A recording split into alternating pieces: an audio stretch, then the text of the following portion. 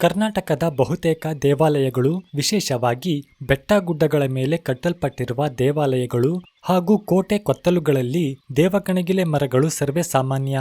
ನೋಡಲು ಆಕರ್ಷಕವಾಗಿಯೂ ಹಾಗೂ ಔಷಧೀಯ ಮೌಲ್ಯಗಳಿಂದ ಕೂಡಿರುವ ಈ ವೃಕ್ಷ ವಿಷಕಾರಿಯೂ ಹೌದು. ಸಂಸ್ಕೃತದಲ್ಲಿ ಚಂಪಕ, ಚಂಪೇಯ ಹಾಗೂ ಹೇಮಪುಷ್ಪ ಎನ್ನುವ ಇದರ ವೈಜ್ಞಾನಿಕ ಹೆಸರು ಪ್ಲುಮೇರಿಯಾ ರೂಬ್ರಾ, ಕುಟುಂಬ ಅಪೋಸೈನೇಸಿಯೇ.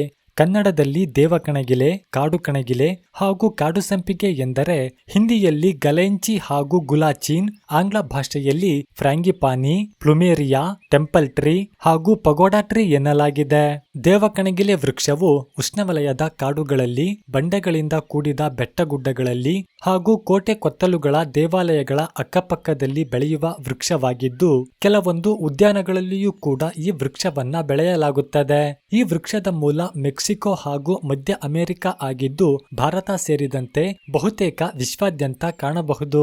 ಅರೆನಿತ್ಯ ಹರಿದ್ವರ್ಣ ವೃಕ್ಷವಾಗಿರುವ ದೇವಕಣಗಿಲೆ ಬೇಸಿಗೆಯಲ್ಲಿ ಎಲೆಗಳನ್ನೆಲ್ಲ ಉದುರಿಸಿಕೊಂಡು ಮಳೆಗಾಲದಲ್ಲಿ ಹಚ್ಚ ಹಸುರಿನಿಂದ ಕಂಗೊಳಿಸುವ 40 ಅಡಿ ಎತ್ತರವಾಗಿ ಬೆಳೆಯುವ ವಿಶಾಲ ವೃಕ್ಷವಾಗಿದ್ದು, ಮಾಸಲು ಕಂದು ಬಣ್ಣದ ಕಾಂಡವಿದ್ದು, ನೀಳವಾದ 50 ಸೆಂಟಿಮೀಟರ್ ಉದ್ದ ಹಾಗೂ 14 ಸೆಂಟಿಮೀಟರ್ ಅಗಲವಾದ ಹಸಿರೆಲೆಗಳಿದ್ದು, ಇಡೀ ವೃಕ್ಷವೇ ಬಿಳಿ ಹಾಲಿನಂತಹ ರಸದಿಂದ ಕೂಡಿರುತ್ತದೆ.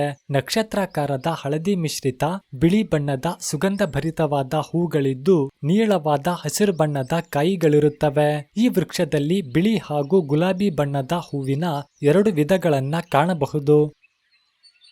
ಇದೊಂದು ವಿಷಕಾರಿ ವೃಕ್ಷ ಎಂದು ಘೋಷಿಸಲಾಗಿದ್ದರೂ ಕೂಡ ಇದನ್ನ ಸಾಂಪ್ರದಾಯಿಕ ಚಿಕಿತ್ಸಾ ವಿಧಾನಗಳಲ್ಲಿ ಬಳಸಲಾಗುತ್ತದೆ.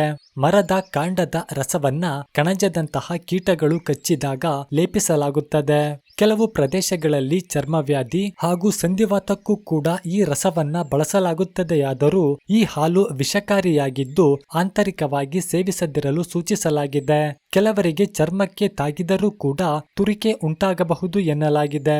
ಇದರ ಯಾವುದೇ ಉತ್ಪನ್ನವನ್ನ ಸಾಧ್ಯವಾದಷ್ಟು ಬಳಸದಿರುವುದೇ ಸೂಕ್ತ. ದೇವಕಣಗಿಲೆಯ ಸುಗಂಧಭರಿತ ಹೂಗಳಿಂದ ಸಾರಭೂತ ತೈಲವನ್ನ ಪಡೆಯಲಾಗುತ್ತದೆ.